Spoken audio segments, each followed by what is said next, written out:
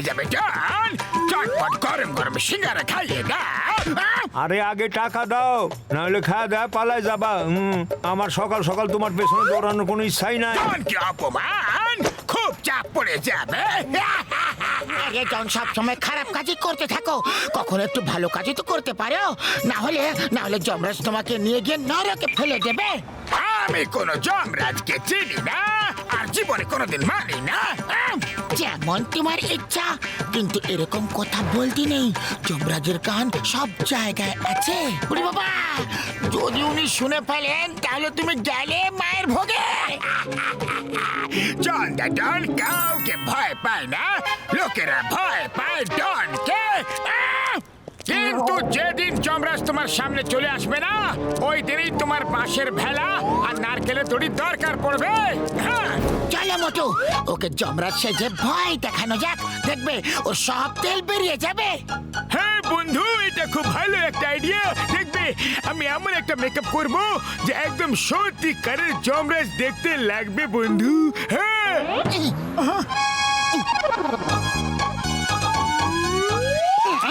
তোমরা কারা? আমি হলাম যম। এখানে জন কে?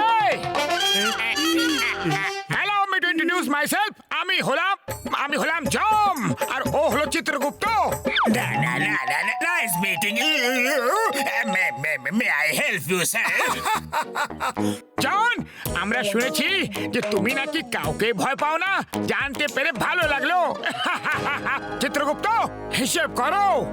বাদ এ তো তয়ং যমরাজ। যমরাজ? হ্যাঁ বস, হ্যাঁ মনে হয় তোমার সময় শেষ হয়ে এসছে। না না না, এরকম হতে পারে না। আমি তো মজা করছিলাম। আমি তো সবাইকে ভয় পাই। আপনাকেও ভয় পাই, কতটাকেও ভয় পাই, আপনার ওই চামচাকেও ভয় পাই, সবাইকে ভয় পাই। খামোশ! চামচাকাকে বললে বোকা মূর্খ। আমি চিত্রগুপ্ত। সব প্রাণীদের পাপ পুণ্যের হিসাব করে রাখি আমি। এখনই তোর হিসাব দেখে নিচ্ছি। বলছি, তুই আজ পর্যন্ত কত পুণ্য করেছিস? কত? পুণ্য তো একটাও করেনি বস। হিসেব নিকাশ করার কোনো দরকার নেই, আমি বলে চুপ করো। আমার বল খুলে দিচ্ছ, লজ্জা করে না? আমাদের সামনে একটা দুর্বল প্রাণীর উপর অত্যাচার করছে চিত্রগুপ্ত। একে নিয়ে যাওয়ার সময় চলে এসেছে। আমরা একে ফুটন্ত তেলে ভাজবো। হ্যাঁ, বেগুন পোড়ার মতো আঁচের উনুনে পোড়াবো। এরকম করো না।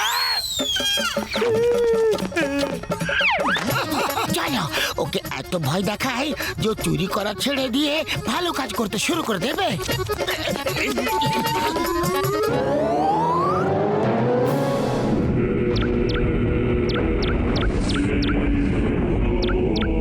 চিত্রগুপ্ত, আজকের দিনটা খুবই শুভ।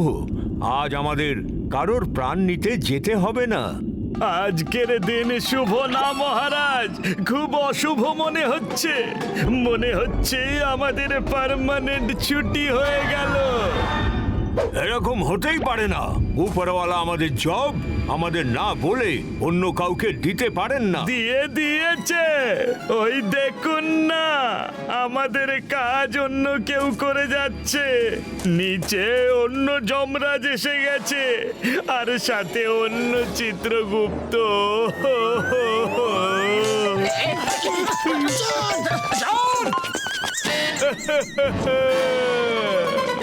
একটু দেখি তো এরা কারা।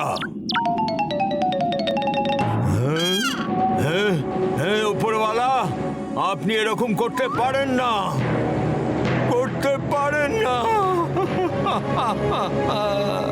আরে, আমি কাউকে তোমার জায়গায় রাখিনি।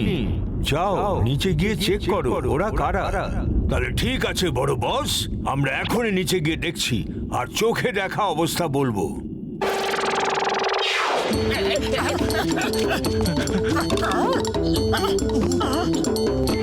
শুকনো পাপড়ি দিবি। যখন যমরাজকে দেখবে না, তখন ওর হোশ উড়ে যাবে।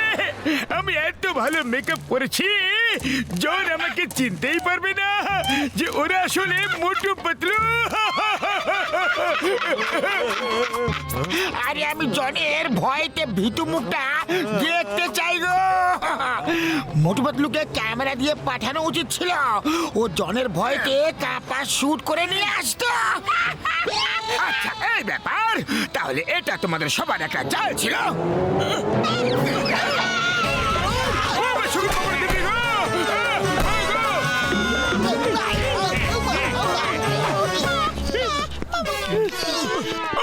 ভাইমের বন্ধু জন আমাদের প্ল্যানের ব্যাপারে সব জানতে পেরে গেছে। আরে কোনো ব্যাপার নয় বর্ধা, আসতে দাও, ওকে দেখে নেব।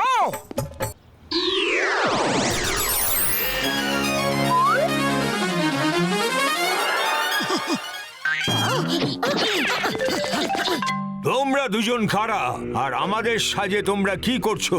আমি হলাম আসল জম আর ও হলো আসল চিত্রগুপ্ত। পাতলু, মনে হচ্ছে আমাদের সত্য জেনে জন এই নাটকের লোকেদের ভাড়া করে এনেছে আমাদের ভয় দেখানোর জন্য, বুঝলে? আমাদের চাল আমাদের উপরেই চলছে, ভাবছে যে আমরা ভয় পেয়ে যাব। বলো তোমরা দুজন কে? আরে আমাদের চেনো না, আমরা হলাম জম, আসল জম। মিথ্যে বলছো তুমি, আমি হলাম জম। তাহলে কি আমরা তোমাকে নকল লাগছি নাকি? যদি যদি বিশ্বাস না হয় তাহলে যাও ওপরওয়ালার কাছে গিয়ে জিজ্ঞাসা করো। আমি এক্ষুনি বড় বসের সাথে সব কথা ক্লিয়ার করছি। বড় বস মানে সেটা জনকেই ফোন করছে। চলো চলো আমরা যাই। মহারাজ, ওই নতুন জম আর চিত্রগুপ্ত তো চলে গেল। আরে খোঁজো ওদের, ওই দুজন কোথায় চলে গেল?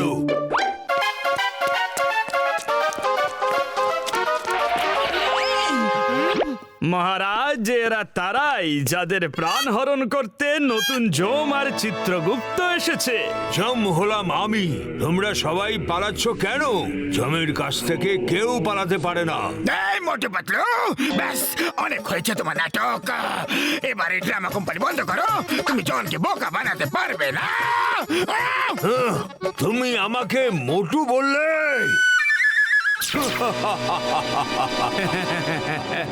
এই মুহূর্তে ক্ষমা চাও, না হলে খুব ভালো জাদু মোটু। কোথা থেকে শিখলে, কখন শিখলে মোটু মোটু মোটু? চলো দেখি জন ওই নকল জমকে কি শেখাচ্ছে। এই মোটু, এবার অনেক হয়ে গেছে। আমি জানতে পেরে গেছি তোমার সত্যতা। আমি জানি তুমি আমার কোনো ক্ষতি করতে পারবে না, না ফুটন্ত তেলে ভাজতে পারবে, আর না আগুনে পোড়াতে পারবে। তাহলে তুমিও জেনে গেছো যে আমরা রিটায়ার্ড হয়ে গেছি? কিভাবে? কে বললো? চিত্রগুপ্ত, ফোন লাগাও, বড় বসকে ফোন লাগাও। লাগাও লাগাও, যাকে ফোন লাগাতে পারো লাগাও, আর এখান থেকে কেটে পড়ো, নাহলে এক দেবো কানের নিচে চাপতে। আমাকে কানের নিচে দেবে? বাস, অনেক হয়ে গেছে। হ্যালো বড় বস, এসব কি হচ্ছে? এখানে আমার রিটায়ারমেন্টের খবর সবার কাছে আছে। এখানে নতুন জম ঘুরে বেড়াচ্ছে আর আপনি অস্বীকার করছেন। আমরা ওদের সাথে দেখা করেছি বড় বস, আমি সত্য বলছি। আরে তো সত্যি সত্যি আসল জম। পাতলু, আমাদের অনেক বড় ভুল হয়ে গেছে। আমি কাউকে রাখিনি, তুমি রিটায়ার হওনি। নকল যমরাজ গাছের পেছন থেকে লুকিয়ে তোমাকে দেখছে। যাও জিজ্ঞাসা করো ওদের আসল সত্যি কি। মোটু পাতলু, তোমরা দুজন ডক্টর ঝটকার কোন গ্যাজেটের সাহায্যে উড়ছো, আর মেঘের মধ্যে ডক্টর ঝটকা নিজের ফ্লাইং কারে বসে আছে আর লাউড স্পিকারে কথা বলছে। তোমরা দুজন আমাকে বোকা বানাতে পারবে না। নকল যমরাজ আর চিত্রগুপ্ত, সামনে এসো। ক্ষমা করো মহারাজ, ক্ষমা করো। আমরা দেখেন যমরাজ হয়ে জনকে ভয় দেখাতে এসেছিলাম। ও খুব চুরি ডাকাতি লুটপাট করে। আমরা জানতাম না মহারাজ যে আসল যমরাজ চলে আসবে। আমরা শুনেছিলাম জন নকল যমরাজ পাঠিয়েছে আমাদের ভয় দেখানোর জন্য। আমাদের ক্ষমা করে দিন মহারাজ, আমাদের অনেক বড় একটা ভুল হয়ে গেছে। বাস, ইনি তো আসল যমরাজ। মোটু পাতলু, তোমরা দুজন ভালো মানুষ। একটা ভালো কাজের জন্য তোমরা আমাদের রূপ ধারণ করেছো, এই জন্য আমি তোমাদের ক্ষমা করে দিচ্ছি। আমাদের ক্ষমা করে দিন যমরাজ মশাই, আমরা আপনাদের মোটু পতলু ভেবেছি। খুব বড় একটা ভুল হয়ে গেছে রে। জন, তুমি একজন দুষ্ট লোক, তোমার একটা না একটা শাস্তি তো পাওয়াই উচিত। এই হলো তোমার শাস্তি, এই নাও।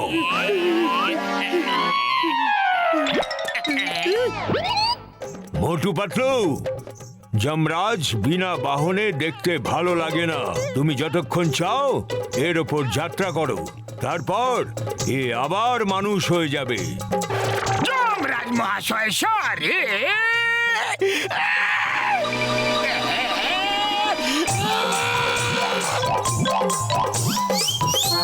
জয় হোক!